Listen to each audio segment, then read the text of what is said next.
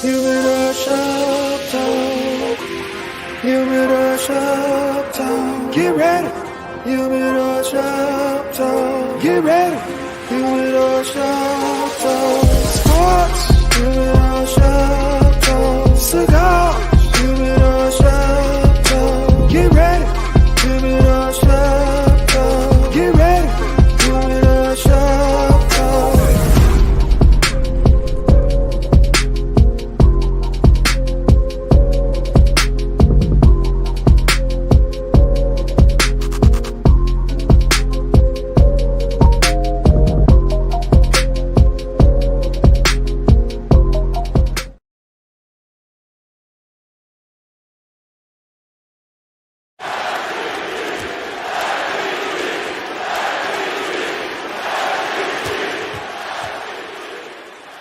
With the first pick in the 2008 NBA draft, the Chicago Bulls select Derrick Rose from the University of Memphis. I play with my heart. I'm playing on the highest basketball level in my hometown. 36 points and 11 assists for Derrick Rose in about as good a rookie playoff debut as you will ever see. Whoa! Stop it! Stop it! Do not do him like that! Did you not get the memo? Derrick Rose can go upstairs. Why not? Why can't I be the MVP of the league? Why can't I be the best player in the league? I don't see why. Why? Stop it! I want to go higher! Serving over. Rose puts it down! I'm gonna thank my mom. Think about her when she had to wake me up, go to work, just making sure that I'm all right and making sure the family is all right.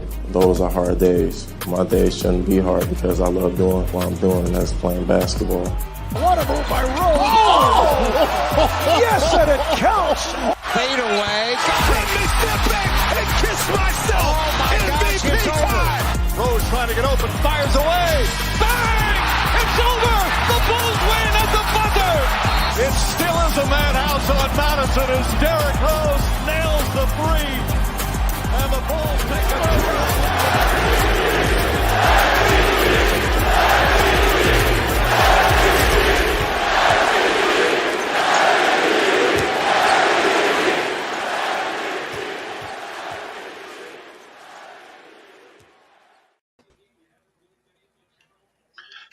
What up, fellas? DY Face, Lucky Lefty. This is your boy, Mr. SmokeFella. We back here, Humidor Sports and Cigars podcast, man. As you just saw it, Chicago's own. You heard me? Chicago's own hometown kid. He retires, man. Much love for D Rose, man. You know, I would say give a round of applause, but we don't need to, man, because the kid came to Chicago and did his thing. So let's talk about it, man. We don't give a round of applause. We blow smoke in. There you go, Pat. There you go. Youngest MVP ever, man, at 16 seasons. So, Face, kick it off, man. What's your favorite moment from Derrick Rose? I think one of the clips that was just in there. I want to say that was Nash, whoever that was from the Suns, when he went up and cocked that boy back, looked like he touched his vertebrae and dunked on him. That was Dragic. Dragic. That's what it was. It was Dragic. I don't care. That was like one of my most favorite. That was one of my most favorite moments of D Rose, man, and just the excitement of him coming to Chicago. Before I pass to one of you guys, what I would like to see, bro, I would have loved to see. I'd like to see the Bulls bring him back for 1-day contract and retire him from Chicago. Yeah. I mean, that would be the perfect homage to the hometown kid who came here and revigorated Chicago basketball. Facts. DY. You know, I think for me, it was the day of the draft. If you guys can remember back that far, like when we won the lottery, it was, we really didn't mess with the Bulls. We really didn't. We knew they had a couple good young players on the team, but that team was not going anywhere. So really and it wasn't fairly entertaining to watch at the time. And I just remember the time of us winning that lottery. And, you got to realize Derek at the time, was getting ready to do the march through the tournament.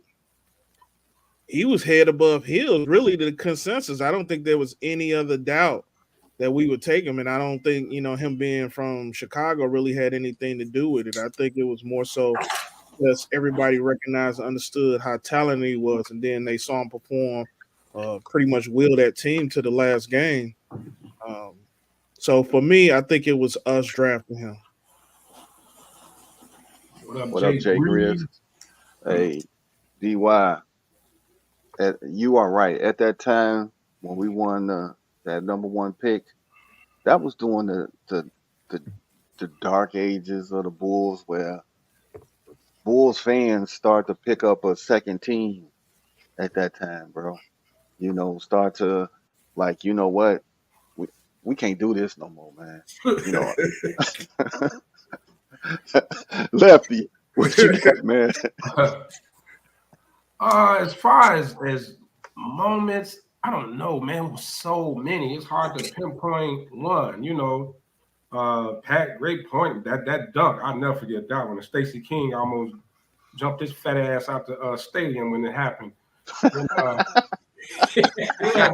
the lottery, everything, man. When I think of D Rose, it's the greatest story unfinished. Yeah. It's like a good ass Tubi movie to just go off. You know how the Tubi movie is good, then it just go the fuck off. Like it ain't no like it just end. You'd be watching it and the story just stopped. You know what I mean? I don't know, man, because just think about it. Hometown kid. He was already a high school legend here. Yeah. He went to what, four state championships. I think he won. How many he win? 3? I think they won 3. 3. 3, right? Yeah, Jabari won 4. So yeah, he won. Jabari was the only one that won 4. The only one that won 4. He was already a legend here, and then you turn around, get drafted by your hometown team, man, and rookie of the year, MVP. It was like, man, and honestly, if it wasn't for LeBron being in Cleveland, probably could have got him to the finals. You know what I mean? Maybe even won one. Yeah. Then, so I mean, it was LeBron in Cleveland was knocking a lot of people out at that time, but then the injury, man, and I don't know. Just like I said, it started out like the greatest movie ever. Yeah. So, Lefty, I'm gonna agree with you on that, man. The damn thing just went off. You know what I'm saying? So, man, you ever had your house broken into, Lefty? Huh? You ever had your house broken into? You come home, and they just stole everything. Mm-hmm. That's how I equate to Derrick Rose. They stole that pure basketball from us, man. The basketball guys just did not give us the full D Rose, a full career of him, man. Yeah, you're absolutely right, man. He was and I mean, even just if you from Chicago locally, man, it's playground D Rose stories. It's I knew one of his coaches when he was in the 14-year-old league, like 13, 14, they had to move him up to play with the 17-year-olds. He was just that good. And when you think about just a natural born basketball player, natural born athlete, man, that's what he was, dude. Like it wasn't nothing he couldn't do, and even his coach Simeon, Robertson always talk about he kind of held them back. He kind of ran the offense through Tim Flowers and let him be more of a point guard. But man, he said D Rose could have averaged 35 if he wanted. Well, Lefty, let me touch upon the point that you just said about holding them back. Derrick Rose senior year, I was coaching up at Bogan High School, so we playing them.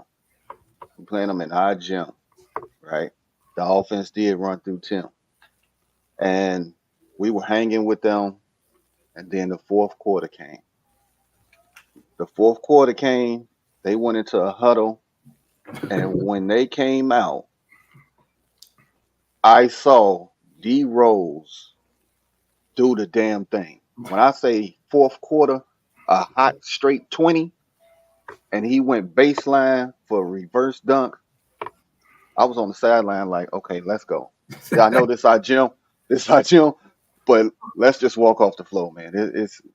You threw your clipboard up in the air. Man, bro, it was just watching this kid. It was just like, cause when you saw him, he just didn't look like he didn't look like he was that dog. Cause I'd never seen him in person, just heard the stories and the clips. But when you see him, he was real, quiet, mild, didn't really say much until that fourth quarter. Yeah, he always had a laid back demeanor to him. Yeah. I said, he that dude. Yeah. I said, he that dude. Like actually seeing it. I read what Joe King was saying today. Joe King said, man, you always been an introvert, bro. He said he was always quiet, but once them lights came on, he was like, you turned into a different person. Right. You step in that 94 feet ring. When you stepped into them lines, he was a different person. I mean, he was the kid that, in the neighborhood, every time you saw him, he had a basketball in his hand. He was dribbling the ball. Like, he was the guy that the whole neighborhood protected. Like, they kind of knew from. He wasn't like you with a 40 in your hand. Never mind. Go ahead.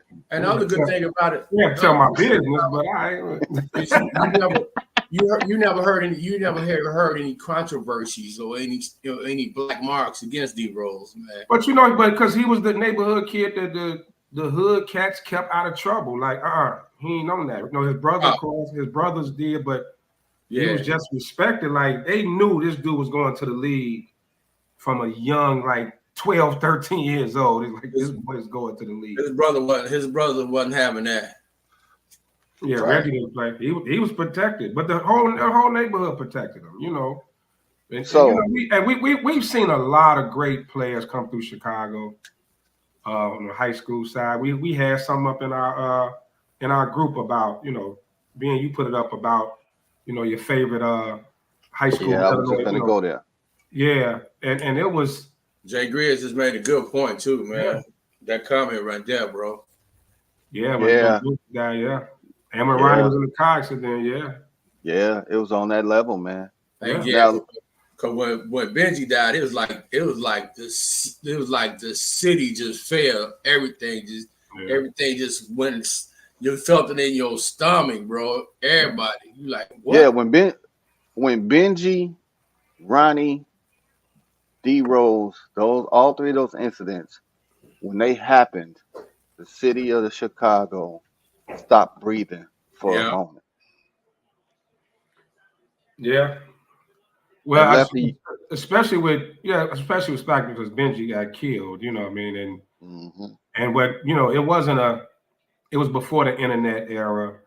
Like, a lot of people really didn't get to see Benji play. If you went to Simeon, they showed you film of him. Dude could have went, they talking about this dude could have went to the pros out of high school. That good. So he was, I think the Rose one probably stung a little more just because he was a Bull. And the hype was there. They were rolling, man. They were one of the contenders in the East. So when he went down, and of course we still blame Tibbs, who by the way put up that thank you. He should have responded GFY. when the game was already won, and he kept him out when the whole thing happened. And hey, but all in all, man, hey, he lived his dream, man. He lived his dream. Congrats to the young man. Well, I guess congrats, man. And we actually asked the question in the shop last night. We got a bunch of people on. What's up, people? Is he a Hall of Famer? We asked it. We were all in the shop last night. You took the question right out of my mouth, Lefty. Is he a Hall of Famer? Now, I'm gonna say this: if T-Mac, and you look at the players that did not win, you cannot say no to D Rose. D Rose was the youngest MVP ever. First of all, don't you ever make a comparison like that ever again, because that wasn't fair. First of all. because when you look at the body of work, even though he was the youngest MVP, but when you still look at the body of work of T-Mac's versus Derrick Rose's body of work isn't as big as T-Mac's body of work. So don't you ever make a comparison? Why isn't it? You think it is? You look at the time that D Rose was at the top of his game when he came into the league to when he got hurt. But the problem is it's just short lived. He did way more. He did way more than T-Mac did. If you want to go there. What do you mean by way more? T-Mac was just a highlight reel, bro. Was T-Mac on the team that challenged anybody for Eastern Conference? Not. I mean, what did T-Mac do? Orlando team was pretty good. What did T-Mac do that was just so great? So over D Rose. So when he was in Toronto, you don't think he was running that team in Toronto? No, that was Vince's team. No, that was Vince's team. And it was Vince's team, but T-Mac played a great part of that team's success back then too. Yeah, when he became the man when he went to Houston, though. What about when he was in Houston? Where did Houston go? So how many did Houston go? Okay, so here's my question: How many years did we get with D Rose here in Chicago? What, 4? 3, 4? We got 3, maybe 4. Then he went to about pre-injury. Yeah, pre-injury. 3, right? He got hurt the year after the MVP, right? When rookie year he won MVP. Then year 3, the end of the playoffs in year 3 is when he got hurt. Okay, and then he went over to Minnesota for a minute, right? Yep, he lingered around. Went to the Knicks. He started bouncing around. At the Knicks, right? Knicks first, and he showed flashes in Minnesota. A pre-injury, he showed flashes. He didn't show a lot in Minnesota like that. Yeah. Then he went to the Knicks. So other than 3 years, them 3.5 years that we had with him in his body of work, how do you say there's a comparison with T-Mac's body of work, though, man? If you tell me what T-Mac did besides dunking. T-Mac was a dog. T-Mac was a scoring machine, bro. Don't downplay T-Mac now. He's a dog now. T-Mac was a scoring machine, bro. That's not what I'm saying. What I'm saying is, what did T-Mac accomplish? What did he accomplish in his career at any point?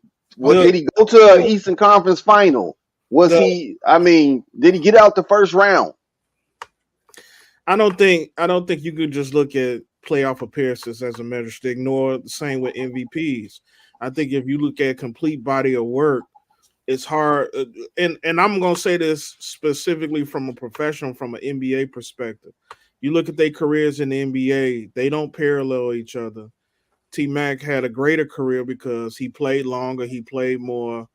You know, he was offensive guys are always going to shine bright. You know what I'm saying? Derrick only had, out of the 15 years he played, he only had 3 seasons that he scored above 20 points. So, you know, average for the season. So when you look at that collectively, now, if you want to take Derrick, what he did in college, and, you know, and you could obviously see from the respect of all the players that's giving him his flowers, all the shout outs you see on social media, everything they've been doing on ESPN and any other channel. He is very well renowned, and everybody, just like we do as Chicagoans, know how special Derrick Rose was and should have been. So everybody will tell a story about going up against him, and when they talk about him like they used to talk about Kobe. So for that respect, I could see him becoming a Hall of Famer off the strength of that. But his stats, and I said it last night, look at his comps. They had a list of 10 players with comparable stats to Derrick Rose. And I don't remember all 10, but I'll give you 2 of them. Dana Barros and Kendall Gill. That's how his stats measure up. If you're gonna base it over his whole entire career, post injury and everything, then you're more than no. But I mean, I think him being the youngest MVP. The injury has to come into play. I know, but I'm just saying, but just being the youngest MVP, in NBA history should get him in. And I that think that alone should get him in. I'm not saying he shouldn't get in, but I wouldn't be shocked if he didn't get in. It was just a comparison that being made that I'm like, no, you can't get it, bro. All right. Let me explain this to you. All the guards that he terrorized. D Rose terrorized when he was in the league. Chris Paul, Westbrook, Golden State's my boy Steph Curry, Kyrie. He terrorized them when he was in the league, man. That was bad ankle stuff too, but I get it. But when he came in, D Rose draft, Russell, who was 2 that year? Beasley. Yep. Oh, Michael Beasley. Beasley. Uh-huh. And if he'd have had some sense on his show, he'd have been damn good too. But I mean, you know, and then they always they trash the NBA Hall of Fame anyway because they kind of just pick and choose who they're gonna put in. Is really they don't like. Sometimes it's like a fan favorite thing. But like I said, just that title of youngest MVP ever should get him in. But But DY, that's a great point. Right? Over his entire career, if you're going to base Hall of Fame over the entire career, then it wouldn't be shocking if they didn't let him in. Derrick Rose draft class: Russell, Kevin Love, Eric Gordon, Brooke Lopez, Nicholas Biden, DeAndre Jordan. Man, yeah. Not a bad draft, but not an overly deep draft. Right. I mean, a lot of them cats still in the league, though. I mean, it's playing significant minutes. So I mean, but do you recall how he used to big boy Russell? And Russell was a dog. They all feared him. I mean, D Rose was the guard version of LeBron. When you think about it, he was just stronger and faster and more athletic than anybody he went up against. I think outside of Westbrook, athletically, man, what guard could even not just stay in front of him, just jump with him, finish around the rim, anything. If he said if Ben Wallace in, he should be in. Ben played a big part in that Piston championship. Well, look at all the rings that he got. We not saying a couple of rebound titles too. I believe he should be Defensive Player of the Year. Defensive Player of the Year. Ben Wallace got a resume. Right. It was just that comparison that Ben had said that I had fought with. I ain't saying it could be in there. I'll say this one last thing and we can move on. There's never been an MVP that hasn't been a Hall of Fame. If he don't go, he'd be the first MVP to not go to the Hall of Fame. So it is, man. The question should be whether would he be a first ballot or second ballot? I don't think he'll be first, unless it's just a weak class going in. But I don't think. Yeah. But Lefty, I want to go back to your question that you put in our sports group. With D Rose announcing his retirement, who would have had the best career if not for injuries?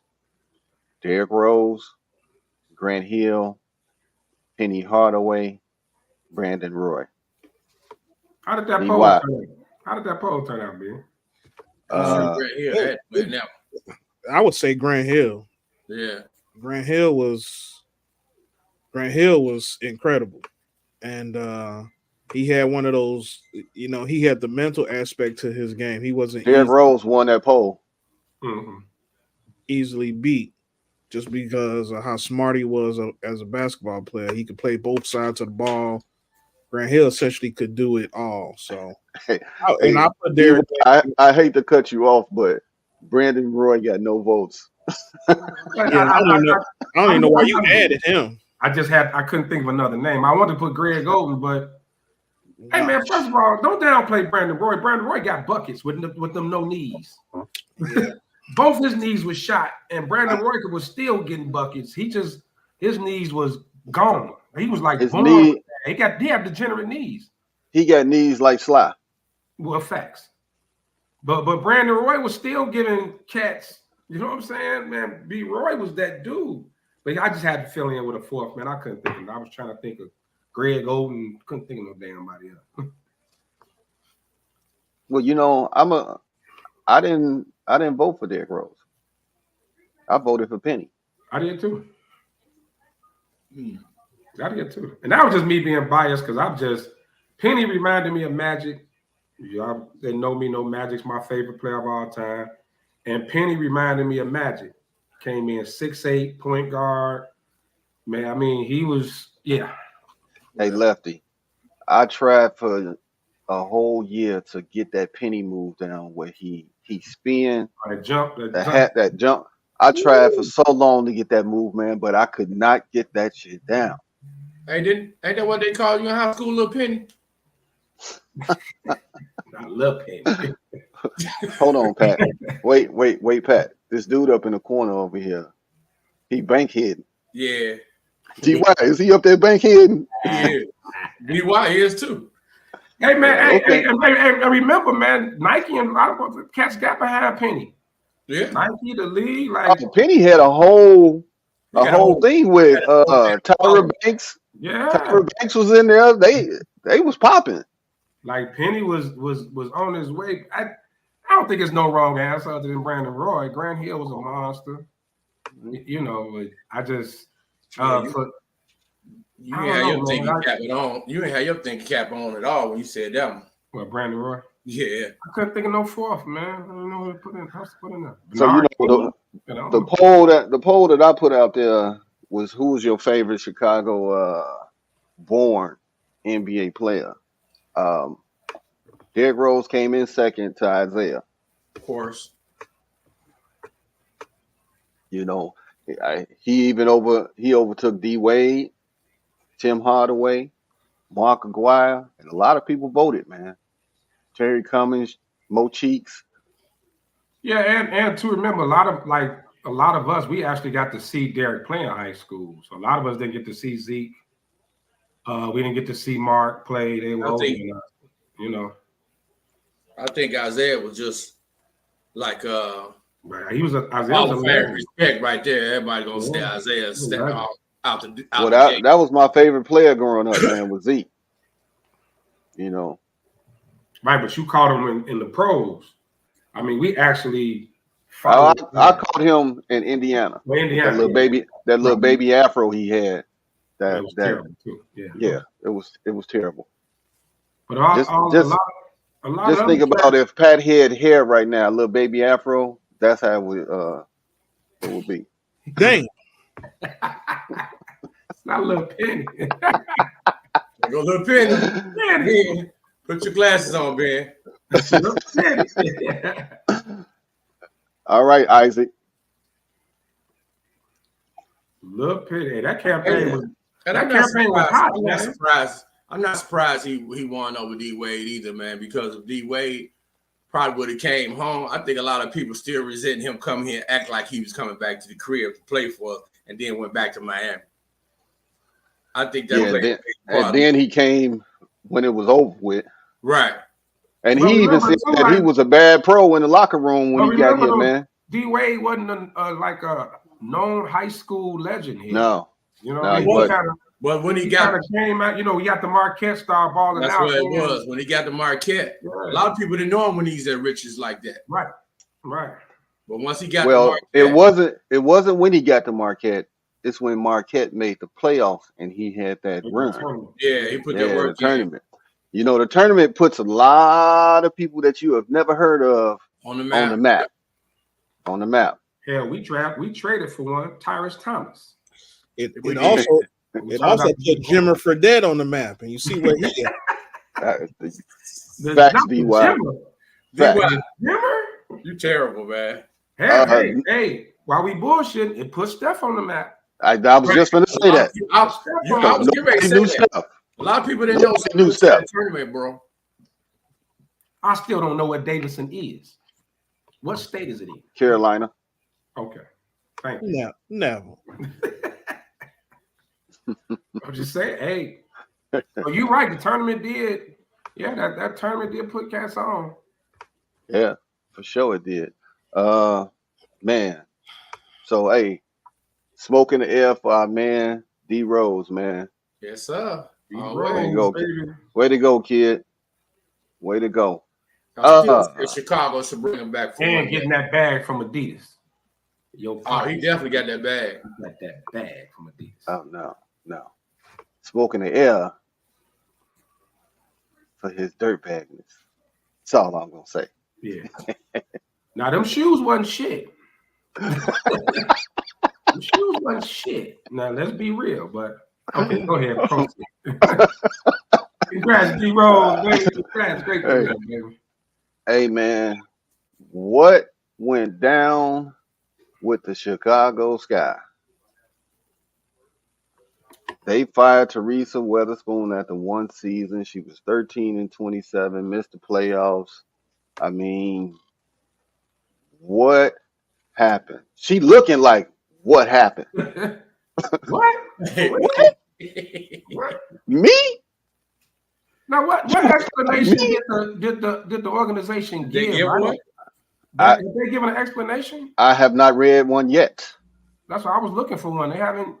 Now I've seen some comments by other players around the league that refused to come play with Angel Reese when she was reaching out to players because of the front office. Now, if Kevin was on the podcast today, he'd say it's because of the front office, the way they are getting rid of top players because they don't want to play them. You know, matter of fact, they was practicing in the YMCA. Yeah, they was. Facility now, though, right? They about to have their own facility and everything now. Right. Next year. And I haven't been able to find those statements either, though. Hey, Isaac, put that picture back up. I keep Teresa thinking Witherspoon. Y'all call Sean. She. Oh, you heard? You got it. Yeah. I'm like, okay. I'm like, who's Isaac? Hey, listen. She looked like in front office meetings, she was bringing the smoke, bro. Like, what are y'all doing? You got us out here looking bad in the YMCA. I think it was a lot of going back and forth with her in the front office, and they was like, you know what? We ain't doing this with you for another year. In the chat, they going at it about these high school players from the Sky, from the Shy. They getting it in. I'm reading the comments. Yeah. They done bought up Rashad Griffith, Eddie Curry, Thomas. Yeah. I see it. They getting it in. They got it. Look, if you go back and watch those games, think about the Sky games that we watched this year. Yeah. If you didn't see some coaching inefficiencies, and this is from someone who was coached before, some coaching inefficiencies throughout her tenure with this team, you know, maybe you don't understand and realize why they decided to move forward with somebody else. I think she is a great players coach. She obviously has a heartbeat of her stars and things like that, you know, and Angel's a pretty emotional person, but at the same time, I don't feel that technically to have a young team, she could probably coach up a veteran team very well because she's all about keeping everybody happy. But coaching a young team such as this one, you need those coaches that's going to be hard on discipline, like things like, you know, with Angel and her footwork, right. Things like that. Camilla, you know, getting in better shape, things like that. And granted, I understand it's still the WNBA, but the coach drives a lot of that.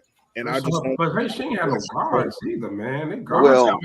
We talking about after Camilla can't get in shape at the Y. We talking about after one season. Look, I say he got info on Teaspoon. We found all right. Isaac, come on. Let's discuss. I mean, Sean, yeah. My bad. No, today is Isaac, and it's my birthday again. For the fourth time this year. Hey, that's neither here nor there. In honor of Kevin Lauder.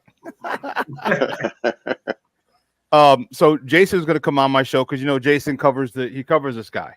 Right. And he was saying there's a lot of stuff going on, but according to Annie Constable in the Sun Times, it said, and I'm quoting her article from yesterday's Sun Times. It says players aren't really supportive of Weatherspoon throughout the year. However, during exit interviews, it became apparent that there was some disconnect. Multiple players noted the changing play style throughout the year and mentioned the learning curve of being a first-year coach. So a lot of people were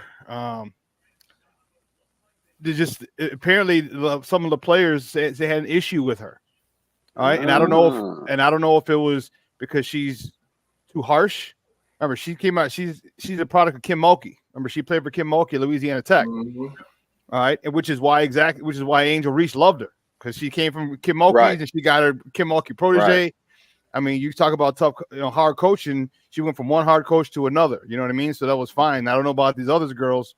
If they're used to that, if they're okay with it, I don't know. But Jason said there was a lot more going on behind the scene, and according to Annie Constable, a lot of players were not happy with it. With the with the way she ran it, with changing play style throughout the year, they said, and I don't know. I don't know. I thought she'd be a good fit for this team, but apparently the masses won. The majority won in that team. And you were talking about where they practice. They practice at the Berto Center. That's where they practice. The Berto Center got transformed into a park district, into like a rec league for Lake Forest, for Deerfield. Right. That's where they were practicing. It was the old Berto Center.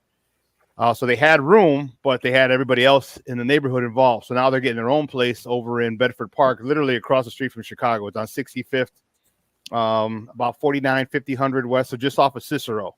Yeah. Like the south side of the street is Bedford Park, the north side of the street is Chicago. So they're literally right on the border. So they're getting their new space, and that's the reason that what's her name, Clea Copper left, because people didn't want to come because they didn't have the facilities like New York and LA and who's the other one? Vegas, Connecticut. I think they were like only 3 or 4. Yeah. So, but that's what they were saying. This is what Annie Constable was saying about in the article yesterday. So it had to really be bad. It had to really be bad, like you said, with the exit interviews, because, like Pat mentions, first year coach, because this was her first coaching gig, right? Yeah. As a head coach. It is that coaching learning curve. Right. You would think they would have gave her like at least 2 or 3 years to see if, I mean, it's kind of, to me, it's kind of a snap judgment after 1 year. It ain't like she came in and had a playoff team from last year, anything like that. So, I mean, to not give her, it must have been more 2 or 3 years. It must have really been. It must have been more players. It had to be bad. It had to be bad. It had to be bad. So she obviously didn't have the locker room like people thought she had the locker room for it to be that bad for her to get fired. Yeah. Yeah. Hey, I could talk about it next week, because Jason's going to come on this week, and he's going to tell me about it, because he wanted to come on yesterday, but he wasn't available. But yeah, I definitely want to hear, because I'm a big fan. Angel Reese took it hard. I saw her statement. Yeah. I think she's a little drama queen too. She's like, I came to Chicago for you. Like, no, you came to Chicago because you got drafted, sweetheart. Right. Sorry, young lady. Right. You didn't pick Chicago. We drafted you. Right. Yeah. Calm down. Stop with the drama, mama. Calm down, little lady. Stop with the drama, little mama. As the youngsters say, cat. Yeah. What's up, Brandon? Hey, they still going in. Jay Grizz, he brought out Sean Levingston, Randall L., Sherelle Ford. I mean, man. Hey, man. He went all the way back. He went all the way back and grabbed some more people. Sean Levingston, Marcus Liberty in there. They going at it. Marcus Liberty, Corey Maggette. Hey, we gonna have to. TV said she coached the Liberty before. Did she? Yeah, she was a coach before. TV said. Oh, I didn't know that. Well, they got her out of there too, huh? Oh wow! And she coached in college. Well, like you said, it must really be styled, and you got to look at you also got to think with, like, who's the franchise player? Is it Angel Reese right now? Is she the the face of the franchise? Would y'all say? Well, of course she is. Of course. She is. So, Of course. Caitlin So- Clark deal. so they didn't consult her. Well, if they did, it sounded like she was in favor of Witherspoon. So Majority rules. yeah, I'm curious. I'm curious to hear what went down. So Yeah. it says, I looked it up and it says, yeah. So she played. We know she played for the Liberty and the Sparks, and she was the head coach of Louisiana Tech, her alma mater. Okay. She wasn't the head coach. It doesn't say she was a head coach in the WNBA, but she was a head coach at Louisiana Tech, Lady Texters. Oh, okay. So she was a coach of the Westchester Phantoms, the associate in 07-08, 08-09. She was Louisiana Tech's associate head coach, and then from 09 to 14, she was the head coach at Louisiana Tech, and then from 20 to 23, she was the New Orleans Pelicans assistant coach, and then she got the gig last season here. So and she coached in the NBA. She was assistant with the Pelicans. Pelicans 20 to 23, yes. Yeah, so she got the experience, but obviously, like I said, I think with this being a fairly young team, you almost have to go to the college ranks, or probably maybe see if you can recruit a good college coach to come up in here and recruit and mold these young players into a formative team. If they get their stuff together, this team could go on a nice little run. They're very dominant in the inside, but you didn't see that dominant shine. Like you watch the game and how sloppy it would be at times. Go watch Las Vegas and New York play. Go watch But that goes to the guard play, man. They guard play. No, that ain't. That's no, that is guard play. That's guards run it all, man. Guards run. Man. They run the whole. I mean, think of all the good championship teams you had. Good guard. I mean, just think of a Magic and what Isaiah. You know what I mean? Like, we're talking when guard. Why do you think in the NCAA tournament there are a lot of upsets? Because you got some schools with guards who are juniors and seniors who stayed and they run stuff. I think that's a big thing in basketball. Period. You got good guys who run the floor, or people. I shouldn't say guys here. We have guards who lead, and can facilitate. And it means a lot, man. It means a whole lot. Well, we got one of the best and highest scoring younger guards coming, you know what I'm saying, on our squad, on the Sky Squad now. So, I think to your point, Kennedy Carter. Oh, she's nasty. She's nasty. Yeah. Yes. Yeah. She's nasty. Yeah, I like her. Yes. So Yes. I think if you got her anchored with Camilla, Angel Reese, you put a match her up with a pair up with another guard, or maybe even a good facilitator. I think this team can really be on to something. So, Well, who said that earlier? Who said that earlier about Camilla Cardoso needing to lose weight? I said get in shape. I said that many a time throughout the season. She needs to lose weight because she plods up and down the court. All right, and why is Angel Reese? Why is Angel Reese getting 12, 15 rebounds? You getting 3? You're 6'7", man. You know what I mean? Like, you're 6'7". Like, you got to work on. You got to get in shape. You got to lose weight. You got to get those fast twitch fibers going. We need you to be able to poke. If you can pogo stick like Dennis Rodman at 6'7", come on, man. You're one of the tallest people in the league. Minus Brittany Griner. What's more than likely she came here and got her hands on some Harold's mild sauce. Might have been. Some burgers. And when she first started out, what did Angel say? Hell be busting. Also, right? Hell be busting. Hey, she was probably Lefty. She got hooked on the gym shoe sandwich. The gym shoe. Hey, man, Chicago is the land of the big backs, baby. The land of the big backs and big back sides. She went straight to McDonald's and started eating deep dish. Right. Deep dish pizza. Hey, You know what I think they really need to do, and it's unfortunate because Brendan Maxwell got hurt. If you get a dead-eye 3-point shooter, I think that'll also help Kennedy Carter. Yes, that'll help Kennedy Carter big time because she is fearless, and I'm happy for her. It'll help the bigs out too. It'll help the bigs big time. Because now you got spacing. Yep, you got that spacing. They collapse on them, and boom, kick it out, got you for 3. Like, don't reach. I hope Angel Reese I hope Angel Reese go to Elijah Wan's camp and get her footwork together. Yeah, she got to get That's that. the most important. Yes. Somebody need to be calling Elijah Wan's camp like, hey, you going. Hey, Yeah, you work on get that footwork together. Hell, the Sky. The Sky should be like, we'll front the bill. There you go. You and Camilla go down there because Camilla just needs some footwork. We need to get, is Mickey still alive? Get her in the boxing gym, get her jumping rope and chasing chickens. Come on, man. Did y'all just say chasing Come on, chickens? Rock. Come on, Rock. Hey, and keep up with the Mickey's gyros. Too bad that my man Carl Weathers ain't they go running on the beachfront and get her in shape. Rest in peace, Carl. Rest in peace, Carl Weathers. Apollo Creed, man. Hey, the socks and all. The socks and all, man. The high socks. Not the white socks, baby. Hey, man, we got to pop in, man. We got to pop in. They're going to sound like angry, man. No, man. He referred to himself as Mr. Got-A-Body. I don't know why, because we know he ain't got nobody. What up, T to the B? What's up? First of all, what up, fellas? What's up, fellas? Let me make my quick comment real quick. Angel Reese get most of them rebounds off them whack-ass retarded shots she be taking. Mm-hmm. You can't even box out. You can't even box out on her shots because you don't know where the hell they going. She just throwing shit up, grabbing the rebound, Dennis Rodman style.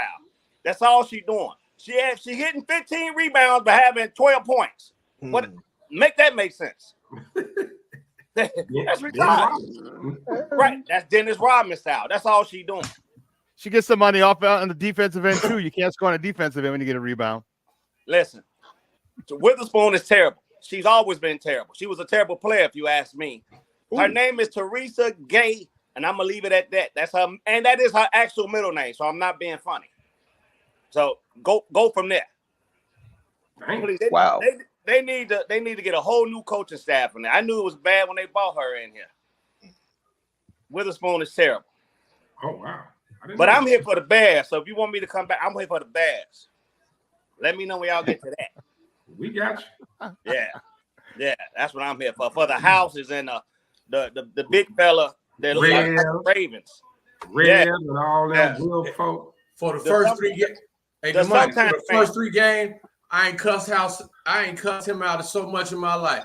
My wife was like, babe, I like, no, I don't want to hear nothing he got to say. Tell him shut up and get out. Right. So, no, that's what I'm here for. For all these fair weather friends that's judging a man after 3 games. All right, we gonna get to that. Right. We gonna get to that. But TB, I'm gonna ask you since you on here, you got OU or Auburn? Come on, man. Can't beat blind and retarded, dog. You gotta be one of them. Come on, man. Hey, you know what? I'll let the panel answer that. Hey, just answer this. Where your ashtray at, TV? Just hold your ashtray up so he'll know when you talk what you got going on. That's in the truck, man. That's in the pickup. You know that man got OU. I'm going with Auburn. You would. War Eagle, huh? You would. The same person that compared Tracy McGrady to Derrick Rose. Right. It wasn't a comparison, man. Come on, man. Hey, I'm Derrick Rose to the heart, dude. But McGrady was a dog, man. A dog. Come on. Never said he wasn't. Now, you can compare him to Brandon Roy. Yeah.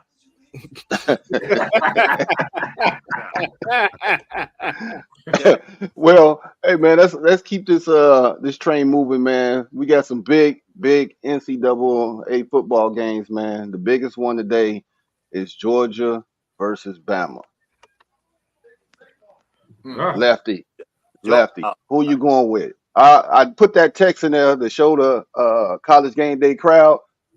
That sign said UGA fans all attend Diddy parties. I said, good Lord, come on, man. Y'all showed that? That was too soon. Way too soon. I don't think the cameraman was paying attention.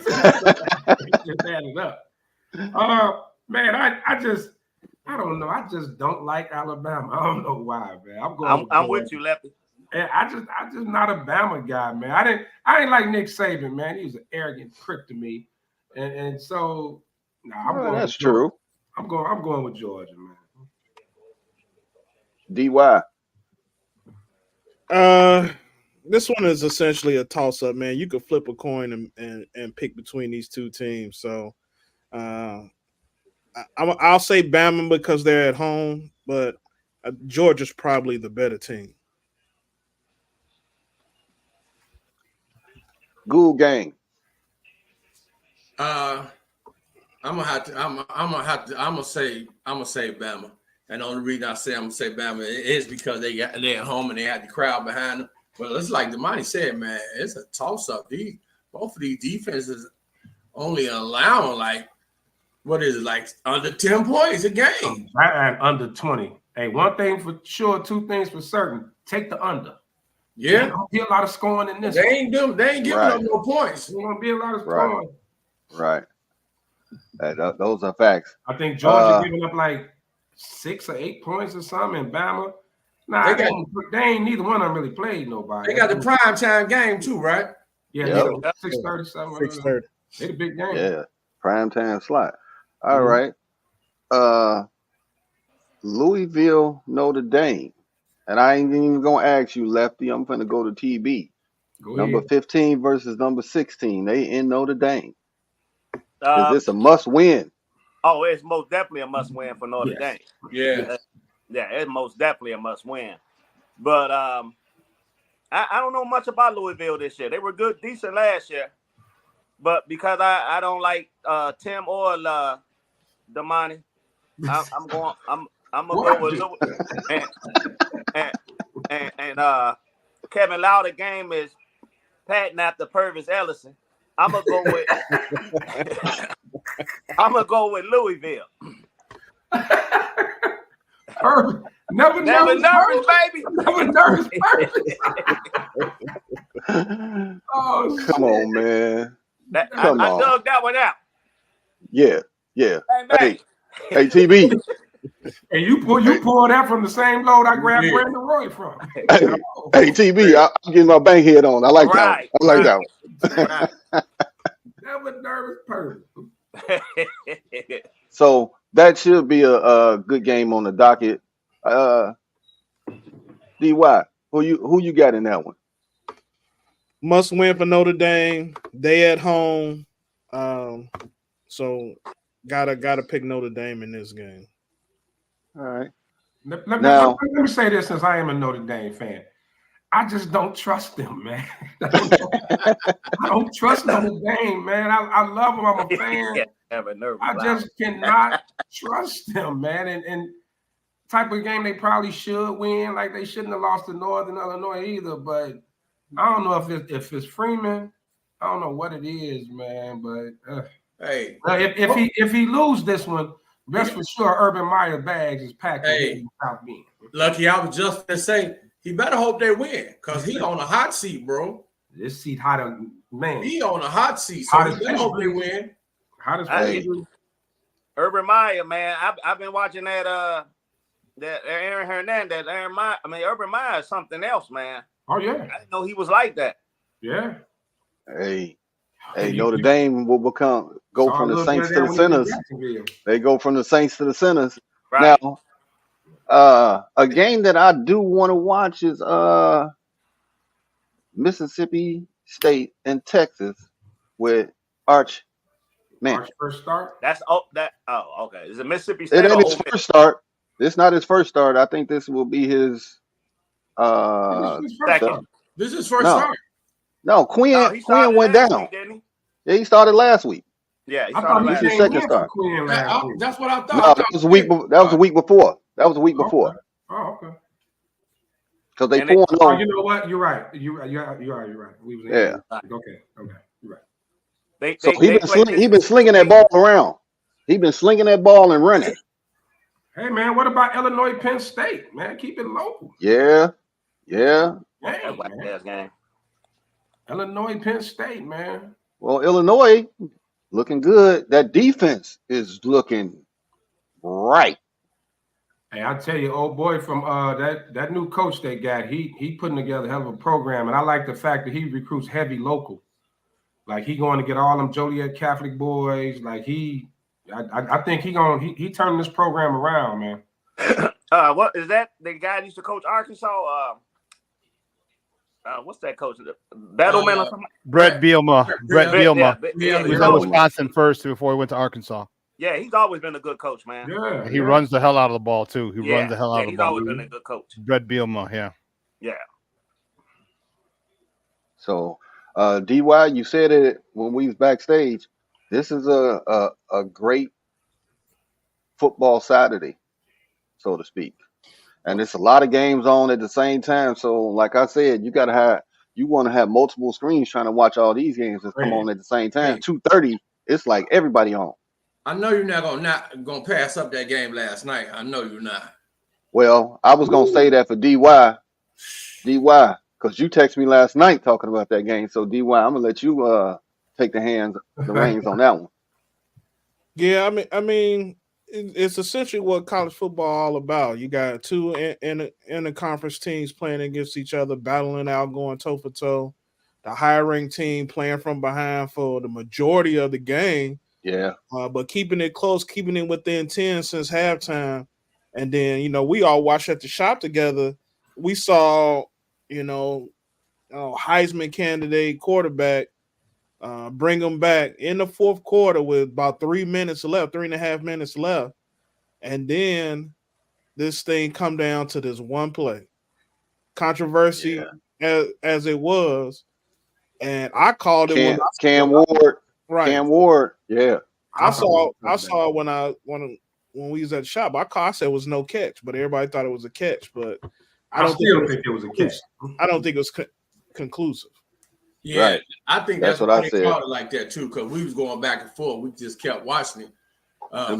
Us three was right there at the TV, like glued to it. I kept saying it looked like he caught the ball, but I don't think it was enough evidence to say it was an actual catch, bro. I don't think he maintained it long enough for them to say it was a catch. It was a stupid game, though. But here's the thing: if it wasn't conclusive, they called it a touchdown.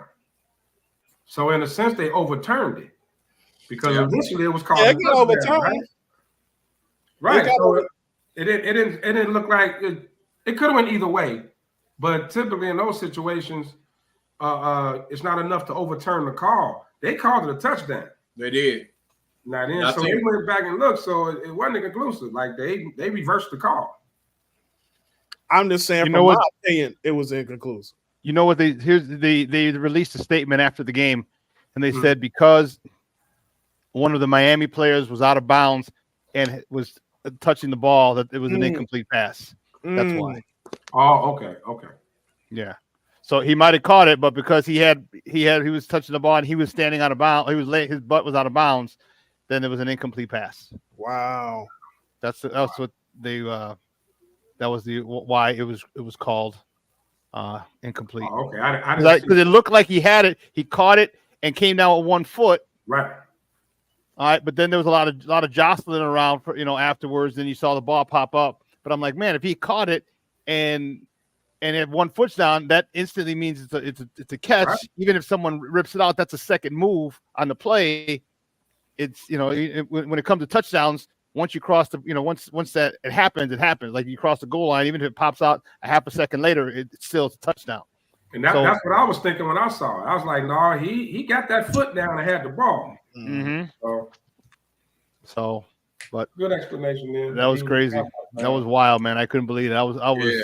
Hey, the funny part, we were sitting there watching. We like, oh, upset. When they went up, when Virginia Tech went up 10, and we was like, no, that's a lot too much time left on the clock. But I said, boy, if Miami lose, this would be a bad loss for Miami. Man. At home, yep. Yeah. Against the conference, somebody in the conference. Whew.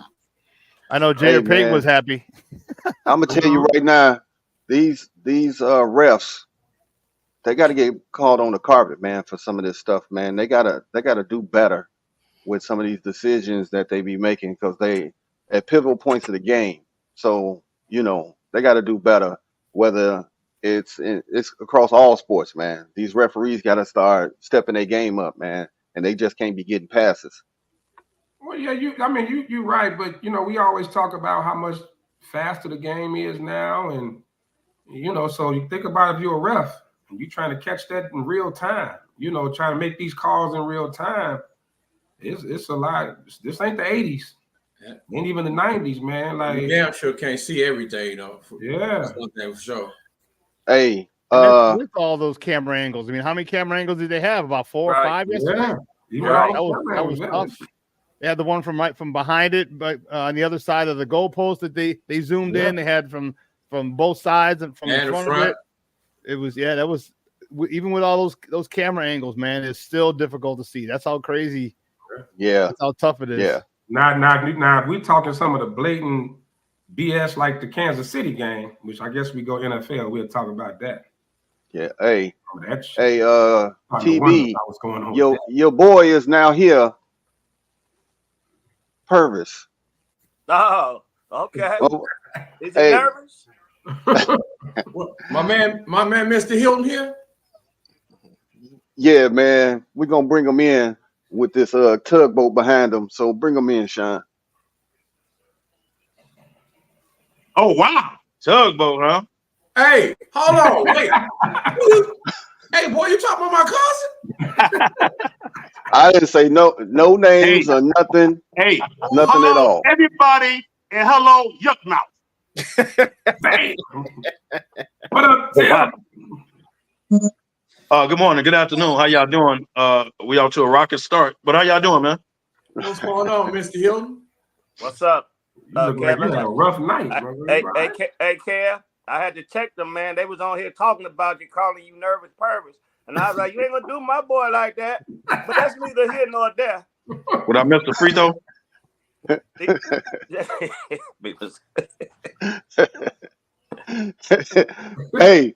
Hey, I did want to get to one thing before we go NFL, man. Big Cat to New York. Tell me how y'all feel about that, man. Anybody can jump in. I'll go first. I think Minnesota won that deal. If Randall and the other DiVincenzo, if they stay healthy, I think they won that deal. In my opinion, I look at it two ways. I look at Cat. Minnesota wanted to stop that Cat and Gobert experience. They had to run it by Ant. Ant was cool with it. And New York needed a big man because their son ain't back. And they didn't even want to try with Randall. They looking at the squad like Randall don't fit no more. So they weren't going to even experiment and didn't have to trade him at the trade deadline. We're just going to do it now. Well, you so also know they had to get with it just casino, whatever the hell his name is. Tipper don't like to get his old players. He like to keep his old players like Todd Gibson, Julius Randle, and all them guys around. But you're right. I mean, not Julius Randle, Cat. Because remember, he coached Cat. Yeah, that's true. Yeah. But the question you got to ask, the way Tibbs is a defensive, hard-nosed guy, and we know Cat ain't no big defensive guy. Yeah. Well, he ain't going to be shooting them threes with Tibbs either. He ain't going to be out there shooting them threes. Right. Well, Big Cat played defense like Damani did. Damn. Oh, damn. Wow. Y'all got to think about it. They lost Hardenstein and Robinson starting off on the injury list. Yeah. So he got to get his big ass on the block. Like you ain't be out shooting threes, bro. I understand why New York traded for a big, but I think Cat is one of the most skilled bigs in the league. I always said that about him. But he's lazy. On the defensive side of the ball, he's lazy. And mentally, he gets out of if he gets a bad foul call on him, he's mentally gone. Like he gets fouled early. Like he was in Vegas against Kev. But that's neither here nor there. I think TB actually hit it on the head, man. I think he hit it on the head. Frying him off today, huh, Ben? I see. Get rid of that. Hey, man, we've been gone for 2 weeks. We got to get it in. And Big Cat together experiment. I don't think that was working. It wasn't working. But I told y'all after Minnesota lost to Denver, I told y'all Cat was probably gone. I dare y'all to put up the show after that series was over. I said it. Well, I ain't gonna say it didn't work, Pat. They made it to the Western Conference Finals. That's true. Yeah. So you can't say it didn't work. I mean, honestly, Ant didn't show up in the finals, in the Western Conference Finals. Right. Yeah, he's good. He's gonna be good, but he's not that dude yet that he think he is. Well, I think he was wore out. It's funny. It didn't work. It seemed like they complement each other. Cat's not that good a defender. Gobert's a good defender. Right. Yeah, you would have thought I thought when it first happened that it was a good pairing. But I don't know. Well, that's because Gobert take can't. Gobert off the floor come playoff time. He's a mismatch. So he Right, always he end up on the bench. Yep. Cat getting in foul trouble. They messed up. Yeah, but they can't. You're not gonna be able to get rid of Gobert with that contract. No, that's why they got rid of True. Cat. That's why they had to get rid of Cat, right? Yeah. No, I agree with that. So where man, does out. Randall fit that though? Yeah. Well, first of all, Cat gonna get frustrated with Jalen Brunson, who only person I know shoot more than Jalen Brunson was Ben. But that's neither here nor there. Hey. And they are built alike. But Jalen hit shot. Oh, he said shoot more. All right, go ahead, Demond. Oh yeah, go ahead. Yeah. Wow. Wow. Definitely. Right, Sean. But yeah, I want to see how that's gonna work because Jalen Brunson get the ball in his hand and it's offense just stops. Well, you got another 20-point score, bro, and you got Bridges them on the squad. You can't just dominate the ball like that. You can't do that no more, man. He shouldn't have no reason to do it no more. Yeah, but Tibbs ain't never been known as a great offensive coach, so I don't know who his assistants are, what type of offense they're gonna run to keep everybody engaged. Because can you see Cat coming up and down the floor 5-6 straight times and not getting a touch? He gonna be mentally out of it. Yeah. You're right. No, he gonna say, "Well, I'm just gonna go home and I'm gonna drink some wine and think about what happened tonight." Yeah, and also look at this. If they run up on Philly in the playoffs, Cat too little for Embiid. Ooh, Embiid. Did you see the contract? Did you see the contract Embiid yet? Yeah. Good Lord. And they got PG Robinson now. be back by then though. They got Paul George now. Man, you can't count on Robinson. They kept saying that all that. Robinson, man, he just another body, dude.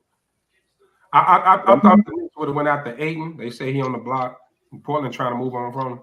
Oh, okay. I thought the Knicks probably should have went after him because I think Cat is more productive with the ball in his hand. Like I can't see him running around or waiting for Jalen Brunson to give him the ball finally. Kevin Lauder can post up Aiden. I can't see that either. Oh, soft self. Damn. Damn. No, I was a 3. I would have posted you up for damn sure. But look though. But look though.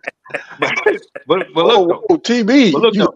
You gotta run the offense because quiet as kept. Bridges can play defense, but Bridges can score a little bit. Mm-hmm. You lost DeFacino, which is a shooter. This DeFacino, who the fuck is that? I mean, who was that? DeFacino. Oh, okay. You lost him. You gotta get Cat involved. Like you can't just pound the ball and take all the shots and think Cat just gonna get all the rebounds and be cool with that.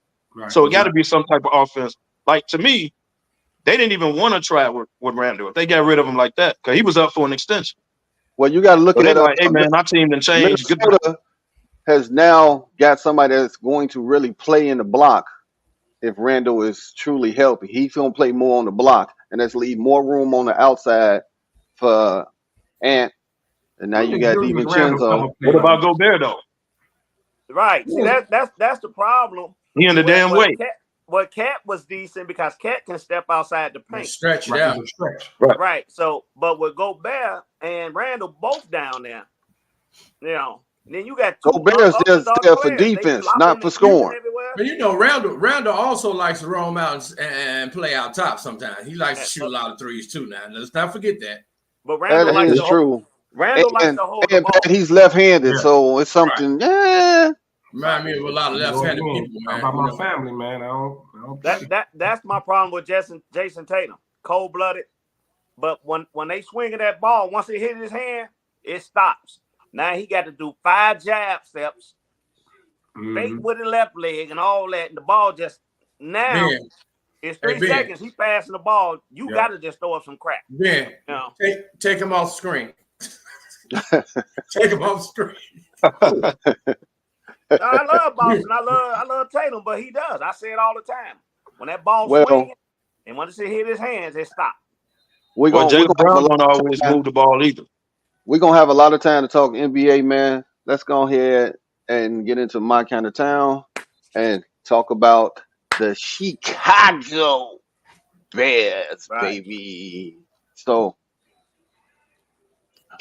that's gonna be the last third. That's gonna take up the rest of the show. Well, let's get into it, man. Oh, You know, just this week you had what's the tight end? The oldest guy in the league, Mercedes Lewis. Mercedes had his little moment where he was talking about the OC coach. He's saying he not coaching them hard, man. He being too light with them, and he needs to coach, man. They can take it. They pros. When do you see a player come out and have to say that about one of the coaches? Well, let's He a be vet specific. player though. But let's be specific. Mercedes Lewis, DJ Moore, Caleb Williams, and Cole Kmet had a meeting with Shane Waldron. Right. Pretty much, Mercedes Lewis was the one that kind of spoke about it, but just saying, I guess he's kind of timid, and that's not surprising because you see him on the sideline shaking and shit with trying to call the plays, and like, what is wrong with him? Like he's scared to coach him. So Mercedes Lewis just putting that out there. I'm pretty sure a lot came up about his place selection. Even the center, Sheldon Coleman had something to say about it, about that sweep on 4th down. So everybody was questioning him, man. So it was just one of those things where the players took charge and went in there and pulled his card, man. Which I thought. Did you see the internet go crazy on that play, man? Because they show every Bear old lineman on the ground. On the ground. Everybody fell. Well, first of all, it's like somebody pulled a sheet from up under them and they all fell down. What it looked like. But it was a stupid call. So can I ask y'all this as Bears fans? Why is the solution to all of a sudden start giving the ball to Johnson as if it was Swift's fault? So I watched Swift ball out in Detroit, ball out last year in Philly. All of a sudden, your solution is to take the ball out of his hand. I'm not saying you're not supposed to use Johnson. Of course you are. It should be but they made it sound like we're going to take this ball out of Swift's hands and go to Johnson as if Swift is messing up. Well, Kev, go back and look. They showed some specific runs where Swift is not hitting the holes. Me and Sean, we was watching the game in Indy. He missed it. He was like a one look cut from running a 10, 15 yard. He's running into his players. So some of it is on him. Like when they really went back and showed the film, he's kind of hesitant hitting the hole. He's not making the cuts. It's something he's not seeing. I don't know what it is about. I'm with you though. He balled out in Philly and Detroit. Anytime a man has played 3 games and only run for 60 yards, he got to take some blame. Well, that got a lot to do with who blocking for him too. Let's not forget what offensive line he ran behind last year too. And the Philadelphia's offensive line is that's true. That's true. Right. And then Detroit got a couple first rounders in their offensive line as well. So let's not get that twisted either. So he's run behind two good offensive line, two well constructed offensive line his first 2 stops, and then he comes here. He's got one guy in Darnell Wright who's a first rounder. So that has a lot to do with it. But you know what, Sean? I was having this conversation about. So I looked it up. The Bears they run game last year. They were like in the middle of the league, almost top half of the league. And you got to ask yourself, because I'm seeing like Darnell Wright had his worst game as a pro. I'm seeing Braxton Jones regress, Tevinjenkins. You got multiple guys regressing like this. It got to be schematic, right? It got to be something with the scheme that's not working, because I can't see through all 3 and Nate Davis as well. I can't see 4 guys all of a sudden that just don't know how to run block. Well, hey, Lefty, you also got to factor in the reason they was in the middle of the pack was because of Justin. It was, but some of it was non-just because Khalil Herbert had a good year last year. All right, when I interviewed him last year, that was just like, and I asked him about his confidence, and he said his confidence was high. The line was blocking really well. There was a point where he had like a 2 or 3 game stretch where Khalil was going crazy. My question is if the run game is so off, let's look at the run game coordinator. Who's that? Chris Morgan. That's the offensive line coach. I think, and I could be wrong, but I don't know, man. I think there's a disconnect between Chris Morgan and Shane Waldron. Remember, Chris Morgan, he was shoved down his throat. And he was the only offensive guy retained. And when you're an offensive coordinator, you want to bring in your people. All right. You want to bring in your offensive line coach who knows how he knows how to block your scheme. So I'm thinking there could be an issue there. But the offense, now that Chris Morgan is the run game coordinator, that run game has gone to shit. Right. It's got to go. It's got a point right there. I mean, what do I say all the time? Coaching matters, right? If it matters when you're good, it matters when you're bad. So, you know, because I So hate then what is Johnson going to do that Swift hasn't done? But Johnson, well, he's going to run between the tackle and he hits the hole harder. That's for damn sure. And also, I don't think it's what he ain't gonna do. I think when we looked at this season, we looked at that backfield like, man, we got 3 good runners back here. You know what I'm saying? Our run game should be way better than it is.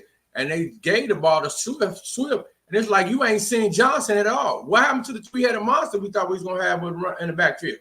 Well, why don't you run the ball with Herbert instead of passing him like he's the wide receiver? He's finally healthy. Johnson's finally healthy. He wasn't fully healthy, so why put him out there? He was healthy when he got stolen on in the Houston game on that sideline. He was dressed. So he should have played. Hey, I would have put him in right after he got stole off of. The only put him in right after that game was on the sideline when he got punched. So I would have put him in right after. You know, he's that was a bad look. But I got a question. If Swift is not hitting the hole, y'all said for whatever reason, then Herbert was hitting the hole. Why you making Herbert out to be some scat back that you're gonna throw the ball to? He's the guy that either him or Johnson, the guy that runs up the middle. So why you ain't giving Herbert the ball up the middle? Why don't we try that? That's a great question. Because we're throwing 52 times a game. That's why. Bingo. Well, because he ain't got no run game. So now you they ran 28 times. It's not like 28 times. You know the problem? The problem is you're misusing your talent. All right. You don't DeAndre Swift is not a guy that you run up between the tackles. Right. And not with that's Roshan Johnson, that's Khalil Herbert. Roshan Johnson's not a guy you run an outside zone. And you don't have athletic linemen like that can get to the second level. So all those little jet sweeps and all that, I don't think that's their strength. No, they can get to the second level, Luck. It's just why they're not doing it. They did it a lot last year, and why they're not doing it this year, I have no idea. When I broke down the film the other day, I was looking at it, and I'm like, okay, there's a double team here. Why isn't this one guy, peeling off to the backer? Yeah. And that was on multiple plays. I'm like, you're not peeling off to the backer. Why are you staying? You know what I mean? It's kind of, we used to call it chip tray. Like you chip and you in the tray, you catch the linebacker. You chip to the linebacker, and they're not doing that. I'm like, what are you doing? Like, I didn't understand that. I just got a hard time believing all of a sudden this year these cats forgot how to run block. Everybody's getting on poles, right? They saying, oh, he didn't address the offensive line. He should have drafted. Lucas Patrick and Cody Whitehair were the weak links last year. He replaced them. He went and got Bates. Bates hurt, we know. He went and got Coleman for depth.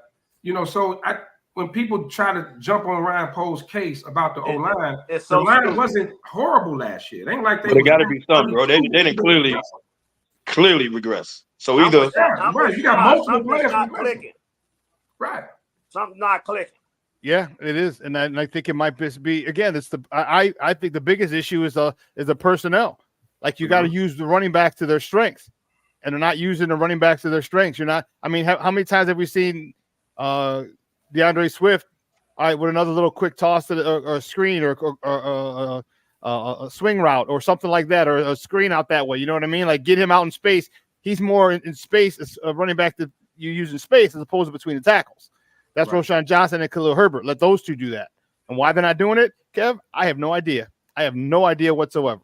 Sean, remember we were saying that why you not running the ball with Herbert, and then why you not outletting to your tight ends, which will give Taylor Williams an outlet. Because Kmet is too busy in there blocking. I don't know where the hell is the new tight end. Why Cole Kmet blocking a defensive end instead of being in a route? Exactly. He has to stay in there and block. When he was he got him in blocking the DN by itself. So can't y'all see this is all like a trickle down effect? Like if you loosen up the running game or you give Williams an outlet to the tight end, it'll make him better. But because you don't have no running game, your tight end's blocking, so he ain't got no outlets. Now you got to step back and throw the ball. And first of all, he's running back 10 yards before he decides whatever he's going to do. Game will solve 80% of the Bears' offensive. Yes. So again, it comes back to the number one thing: coaching. That's where it comes. Everything comes from the coaching. Yeah, but I'm hearing polls getting a lot of flack, even from the other media outlets, are saying about not addressing the O-line. That line wasn't horrible last year, and then for them to come in and continuity is a lot with O-line. So you do want to kind of keep the same guys and let them grow together. but the regression is just mind blowing. It's unreal. big. Mind blowing. It's unreal.